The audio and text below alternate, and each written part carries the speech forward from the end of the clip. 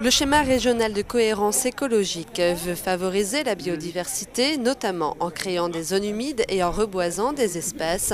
L'absence de concertation avec les acteurs du territoire est pointée du doigt. Où on veut montrer qu'on nous a oubliés, il n'y a pas eu aucune concertation. Et là, c'est déplorable. Ça, on ne peut pas l'accepter.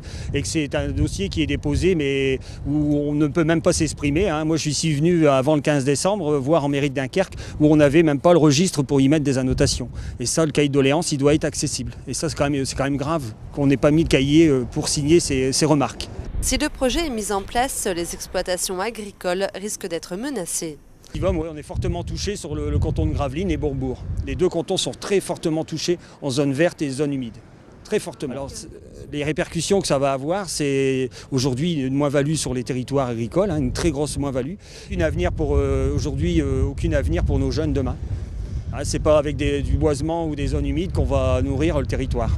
Selon la FDSEA, la Fédération départementale des syndicats d'exploitants agricoles, la mise en place des trames bleues et vertes engendrerait également des problèmes d'inondation dans les communes aux alentours.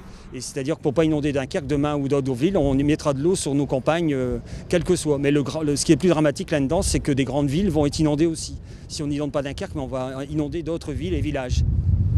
Agriculteurs, élus locaux et particuliers demandent au Conseil régional de travailler ensemble pour trouver des solutions. Une affaire à suivre.